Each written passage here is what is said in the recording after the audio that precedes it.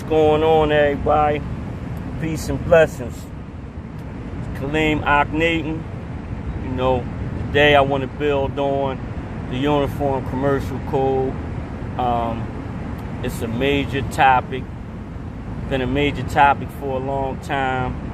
There's a lot of people that don't believe that it's operable and that when you use it, it doesn't bring forth the benefits that you're looking for. That's the furthest thing from the truth. You see, because most of the time you gotta get involved in it. You know, a lot of people running around with second hand, third hand, fourth hand, fifth hand, sixth hand, seventh hand, eighth hand information, you know, or they trying to take something they saw on the video and run with it, you know. But I'm here to let you know that it absolutely works. You know, let's break down the Uniform Commercial Code. What is the Uniform Commercial Code? The Uniform Commercial Code is a system that was established to bring all state laws into one uniformity of adherence. Meaning, from state to state, the laws would be similar to the degree that each state with a ruling could possibly be applicable in another state given the similarities of the law. Now, in contrast on the dynamics of the Uniform Commercial Code, the Uniform Commercial Code is simply a code for the free-thinking vanguards of the New World. The Uniform Commercial Code is a code designed to separate the real from the unreal, you know, from the lawful existence from the unlawful existence. You know, those who understand, they know. The Uniform Commercial Code is simply a must for those who are trapped in debt. This is why there's so much hoopla about the Uniform Commercial Code. This is why they don't want the Uniform Commercial Code in any prison, because they say the people who use it are similar to terrorists, except, you know, they call them paper terrorists because of the havoc that is wreaked by the Uniform Commercial Code. It's very interesting. If you are a person of legal mind, if you are a person that loves the law, you definitely would greatly appreciate the Uniform Commercial Code. It establishes, you know, a lot, especially in regards to being in debt, being a surety, being a slave in today's time. So I want to get into the Uniform Commercial Code for those who are seeking to use it to help themselves, because that's the only reason you should be using it for, is to help yourself. You shouldn't be using it to establish false claims. You know what I mean? This is the main reason that the Uniform Commercial Code was banned in a prison settings. You know, they even have law on the books that say if you caught with UCC materials in prison, you will be prosecuted. Now, I have read extensive material on the Uniform Commercial Code. One thing about it, it makes sure that you understand that in applying it, you definitely have to know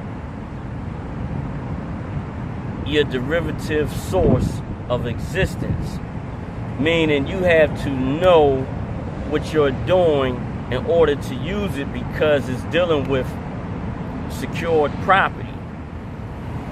When we talk about secured property, you may be thinking we talking on a regular basis, but we're talking on a higher level, a higher divine consciousness of property. Like, our body is the temple of the Most High. See, so the Uniform Commercial Code does this. It gives you the ideology of how merchant law was taking place. But it has present day appeal because it's formulated around the present law, statutes, regulations, codifications, policies. Is designed around those things. Me myself, I looked at it and said, in order to be sovereign, you have to understand your derivative source. You have to understand that your source of existence, your source of law, comes from an independent source. A source other than, let's just use, for example, the United States. Your existence has to come from an independent, and let's not forget, I don't know why I didn't mention it earlier, but let me mention it now. An independent, recognized source. The United States recognizes certain sources, and that could be seen in Article 6 of the United States Constitution, which is the Supremacy Clause. The Supremacy Clause, states that all laws in pursuant of the United States, statutes, treaties, regulations, all federal laws are the supreme law of the land. Therefore, if, say, you come with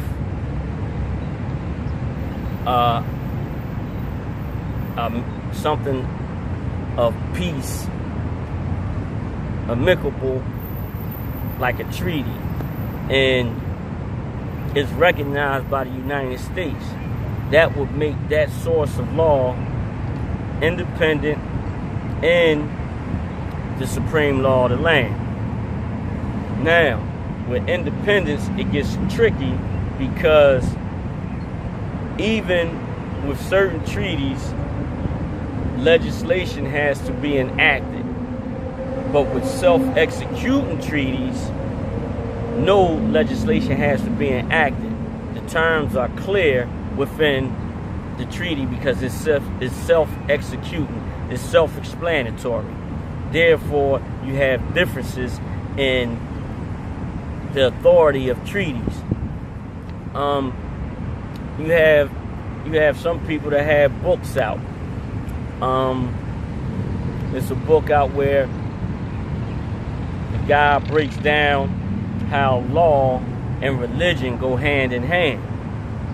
And that's very understandable and very true, because in law, we discuss freedom, we discuss justice, we discuss equality. You see what I'm saying? We discuss coming to a peaceful resolution. Just as well as in religion, we discuss freedom, we discuss justice, we discuss equality, we discuss coming into a peaceful resolution. This is why the two are interchangeable.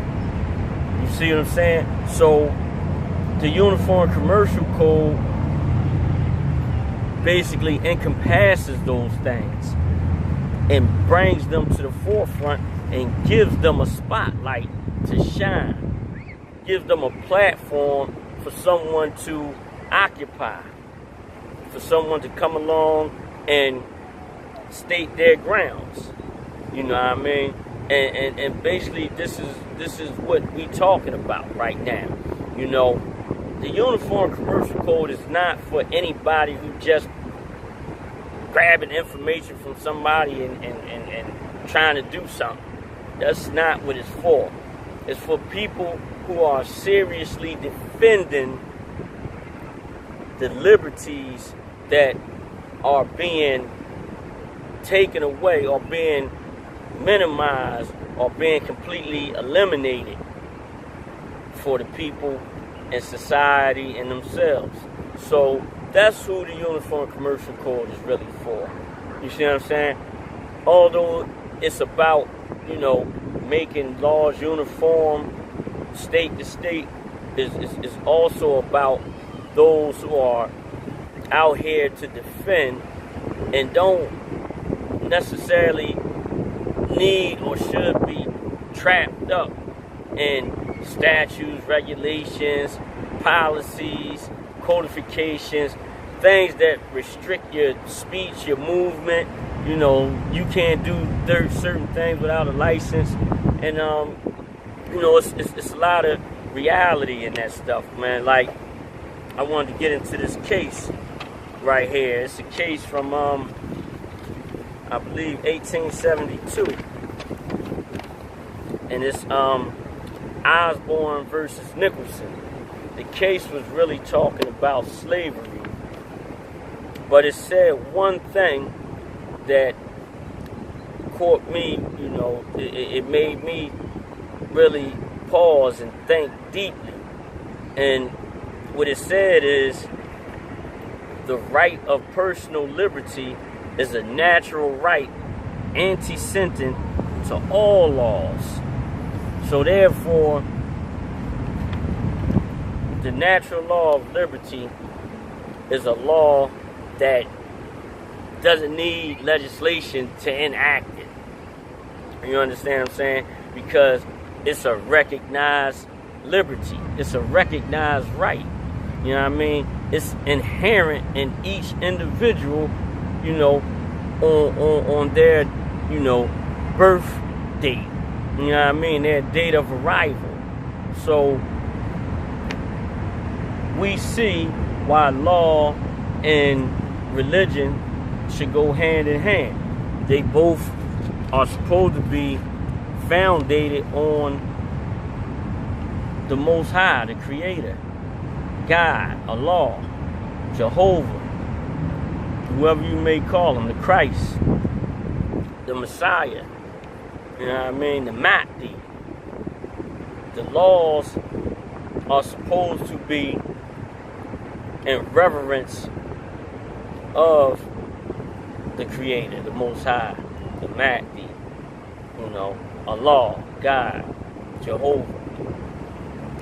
So, because the systems have reverted and now are more based on man-made law, and if you look up man-made law, you'll find that man-made law is actually the definition for the word artificial.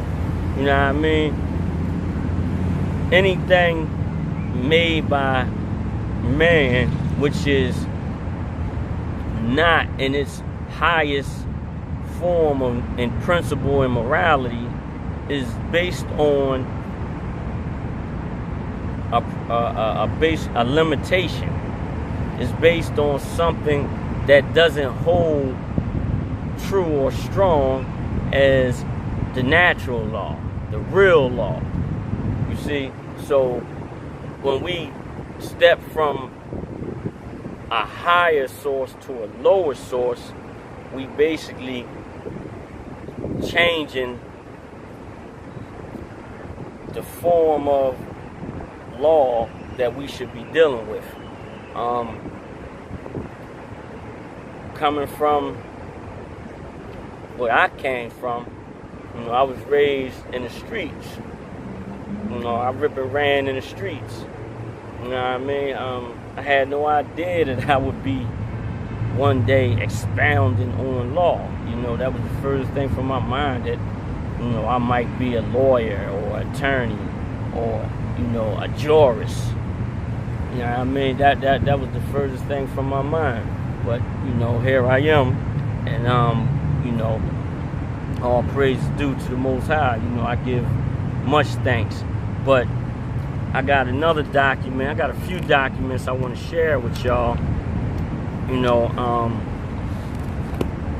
this document right here, this specific document, if you can see it, it's getting a little dark on us, but you know, thanks to the light, we should be able to have some type of vision to this. But if you can't see it, what it is it's a document out of what they call a pre-sentence investigation report for those who are incarcerated, detained, or whatever. They have a site that comes to see you and does an evaluation of your state of mind, and they gather all these other facts that help make up your jacket. You know what I mean? Like how many arrests you had, your family background, do you have any children, what type of jobs you was working, you know, all types of information they could use in order to get a better picture of who they dealing with. Well, this one sheet had revealed a process called the plea and abatement. Now, in the plea and abatement, we use the Uniform Commercial Code principles. You know what I mean? And basically, by using those principles, what we're doing is we're severing the lawful person who exists by the command of the Most High, or the creation of the Most High. We separating that life from the artificial life that was created off of the real life. In other words, just say your name is Brian and you file a plea and abatement. In your plea and abatement, you address Brian and you say that Brian is my property by decree of the treaty of such and such, which embodies the laws of the Sharia, which is recognized by the United States. Now you giving your claim substance. You separating yourself from the artificial, made up, fictitious entity. You know, you're establishing independence. You know what I mean? And this is what the plea and abatement does. Plea and abatement, I'm going to get to the definition. I got something in here that gives the definition of plea and abatement. It's not a long one. It's very short, simple, to the point. But if you look, like right here, I don't know if you can see this, but this simply says the case was abated. And when it says the case was abated, it means that, one, abatements usually go to matters when a party of that matter passes away or dies. So the matter, because it can no longer go forward because of the death, the case is abated. Well, that can't be the case in my case because I'm here talking to you. So my case wasn't abated from my death. It was my death, but not in a physical, real sense. It was my death in a technical sense, in that I was separated from the fictitious name in the complaint. So this plea in abatement on this document, this judicial document, but it's a private document. You won't find it in public. It's not on public record. But I'm bringing it to public record because plea and abatements are not being honored by the receivers. Those who are served with the plea and abatement are refusing to honor the plea and abatement because of the power the plea and abatement affords the abater. You know, the abater serves the abatee, and you don't file it in a court. You know, you draft it up, fill it out, and you mail it to whoever you're addressing and their real name at whatever address. And they have a certain amount of days to respond, not in any kind of way, but in a lawful way, which is not dealing with fictitious entities, you know, legal fictions, basically. So the plea and abatement, once you understand it, is a very, very powerful tool, which is why we understand why they're trying to keep the Uniform Commercial Code at bay, why they're trying to smother it, because it's a tool for the oppressed. It's a tool for those who are in debt. It's a tool for those who are constantly subjected to injustice. That's why they want to keep the Uniform Commercial Code, you know, out of the heads and the understanding of the people. You know, they don't want you to have this process at your disposal. You know what I mean? Because it absolutely rids you of the so-called system. You know what I mean? It separates you from it. It shields you from, you know, the illegalities of the system. You know what I mean? First and foremost, by addressing you as something as such as property, like in the times of slavery. You know what I mean? And you know, for all those proponents that want to talk about the Uniform Commercial Code is not meant for criminal court, civil court, I'm willing to challenge anybody on that issue. Anybody. And show that it is very relevant. As I just showed you in that document, you know, which uses Uniform Commercial Code principles, that it works in criminal trials, it works in civil trials, it works in many, many, many areas. You know, and we had a judge, Judge Martin Mahoney, who he was in a case called First National Bank of Montgomery versus Jerome Daly. And that was a case talking about the legality of Federal Reserve notes. And what Judge Martin Mahoney ruled upon was that those Federal Reserve notes were not legal tender, that they were not real money, that they were empty promises with no backing, making them unlawful. So you even have some people saying that Judge Mahoney, they found no evidence of him being real. They found no evidence of Jerome Daly being real. But when I did the research, I found all types of articles, and I found all types of sites leading to Judge Martin Mahoney and Jerome Daly. So for them to say that, you know, these were not real people, it lets you know that we dealing with some real crafty people.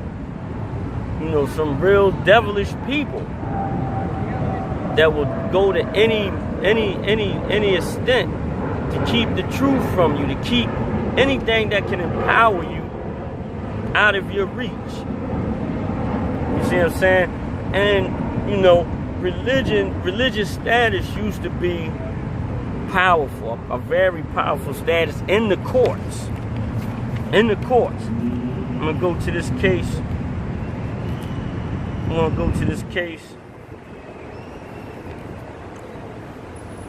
And I'm going to read some excerpts from this case so you can see just how powerful religious status was. You know, this is a case called Denise versus Hell. This is a case from 1875. You know, you see all the old cases got the truth in them. That's why, you know, they no longer make these sort of rulings and bring this stuff into the courtroom, because they don't want you to know what's going on. They don't want you to understand, you know, the scheme of things. But I want to read this and listen to the breakdown. This action was brought to recover the value of certain goods, chattels, and credits of the plaintiff, which the defendant in November 1864, then being the Consul General of the United States in Egypt, caused to be attached. The declaration alleged that the defendant, by usurpation and abuse of his power as such Consul General, and for the malicious purpose of injuring the plaintiff, took cognizance of a certain controversy between the plaintiff and Richard H. and Anthony B. Allen, all being citizens of the United States and none of them residents of or sojourners within the Turkish dominions at that time, and made and issued the order of attachment by virtue of which the seizure in question was made. The defendant pleaded that at the time of issuing the attachment, he was agent and consul general of the United States in Egypt and was furnished with a letter of credence from the President of the United States to the Pacha, that in said official capacity he exercised the functions and duties of a minister, and by the law of nations as well as the law of the United States he was invested with judicial functions and power over citizens of the United States residing in Egypt, and in the exercise of those functions took cognizance of the cause referred to in the declaration and issued the attachment complained of. To this plea there was a general demur, which is also like a plea in abatement, which was overruled. Mr. Justice Bradley delivered the opinion of the United States Supreme Court. This is a United States Supreme Court case. The defendant, by his plea, asked the court to take judicial notice that his official character gave him the jurisdiction which he assumed to exercise. He was a minister exercising judicial functions. All right. Could the court do this? Can the court do this? Can the court do it? It cannot be contended that every consul, by virtue of his office, has power to exercise the judicial functions claimed by the defendant. For it is conceded that this is not the case in Christian countries.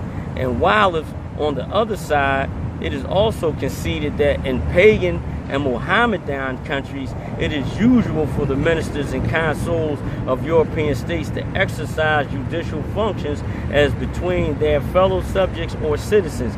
It clearly appears that the extent to which this power is exercised depends upon treaties and laws regulating such jurisdiction. The instructions given by the British foreign officer to their consuls and the Levant in 1844 is quoted by Mr. Fillmore, do not claim anything more, they say. The right of British consular officers to exercise any jurisdiction in Turkey and matter in which other countries come exclusively under the control of the local magistrate depends originally on the extent to which that right has been conceded by the sultans of Turkey to the British crown, and therefore the right is strictly limited to the terms in which the concession is made. The right depends in the next place on the extent to which the Queen, and the exercise of the power vested in Her Majesty by act of Parliament, may be pleased to grant to any of her consular servants authority to exercise jurisdiction over British subjects. Historically, it is undoubtedly true, as shown by numerous authorities quoted by Mr. Warden in his treatise on the origin and nature of consular establishments, that the consul was originally an officer of large judicial as well as commercial powers, exercising entire municipal authority over his countrymen and the country to which he was accredited. See all these words: commercial, accredited, municipal. All these words have the same extent, like the Uniform Commercial Code. But the changed circumstances of Europe and the prevalence of civil order and the several Christian states have had the effect of greatly modifying the powers of the consular office. And it may now be considered as generally true that for any judicial power which may be vested in the consuls accredited to any nation, we must look to express provisions of the treaties entered into with that nation and to the laws of the states which the consuls represent. Back then, as they said, they referred to nations as pagan nations, Mohammedan nations, and Christian nations. That was the only three recognized nations on the planet.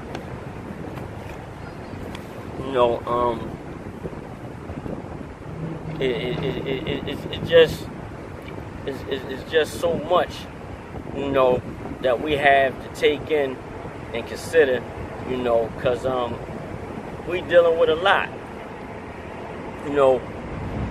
There's so much going on, man. Laws are changing at a very rapid pace. So we gotta be mindful on how we move in these days and times. I'm gonna keep advocating the Uniform Commercial Code, and anybody that needs my help can get it and will receive it. You know what I mean? And we will, together in unity overcome a lot that individually we can't overcome. But together as that voice of outrage against injustice, that voice demanding that things be, considered in that proper perspective, we're going to accomplish way more than you can even imagine. I was in a matter with the credit union, with the credit bureaus, TransUnion, Equifax, and Experian. I had a case against them. It's right here.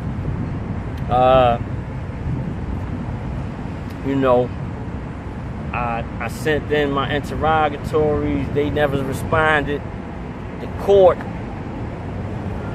the district judge,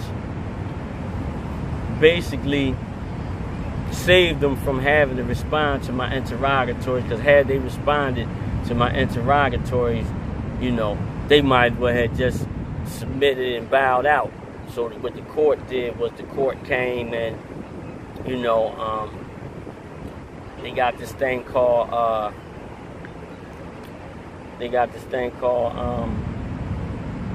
can't think of the name right now. You got to excuse me, forgive me. My mind just be on so many things in a lot of directions, because I like to address a lot of things and give clarity to a lot of things, that I have the ability to give clarity to. But they have this manner in which they deal with cases, and when it's the same kind of case, it's simply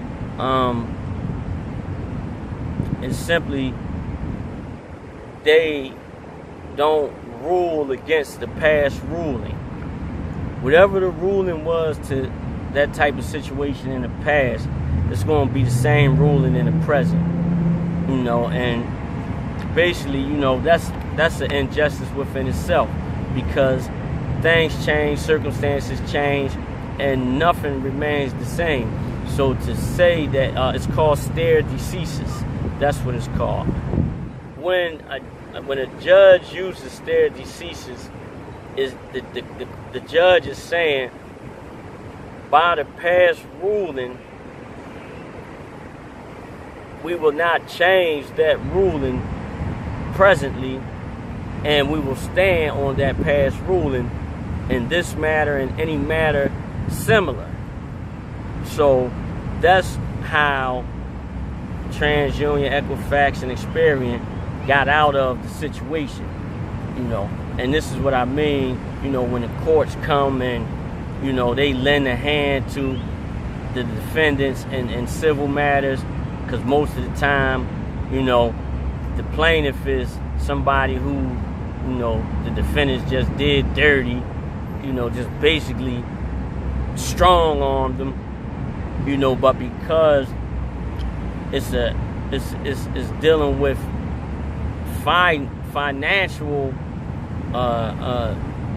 gain, you know, economic amassing, they come right in and they save these people. You know what I mean? And they know, and I know, that nowhere in the world y'all could beat me, man. Like, nowhere in the world. I don't care what type of injustice was done. You know, I still whooped that behind. I spanked that ass. You know what I mean? And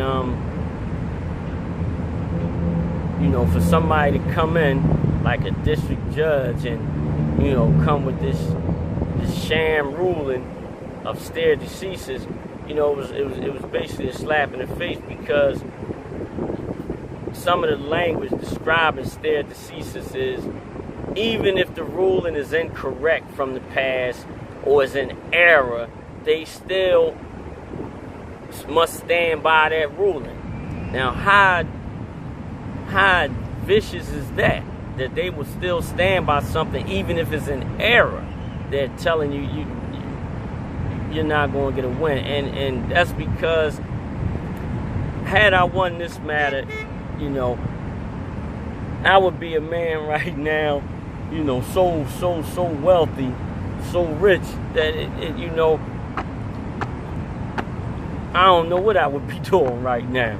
You see what I'm saying? But in my endeavors and my field of choice, you know, I just keep getting taken for that ride, because they see the power that I'm fighting for. They see, you know, if I obtain this kind of power, or if anybody, you know, who is of moral decency and of esteemed principalities, they're afraid of handing power over to them, because those are free thinkers. They are not the kind of thinkers who you can trap in your box and use them like puppets on a string. You know, they're not going to allow that. So to just not even it's not about it being easily, to just come in and do things fairly. It you know, it will be a quicker dismantle of injustice and those who are at the base of injustice. And those who are at the base of injustice don't want anything of injustice dismantled right now, because it keeps the poor, keeps the oppressed, keeps brothers like myself, you know what I mean, pitching from one voice, you know what I mean, pitching from one individual. And you know, as long as it's like this, they're not worried. They are, but they really not. You know what I mean? They can easily wipe me out. You know what I mean? Just like they wipe those of the past out. You see what I'm saying? But it's still my duty to come and put my life on the line by exposing this information. You see what I'm saying? Everybody don't have the courage to do this. You know what I mean? Like I said, you know, my document is real. You see what I'm saying? That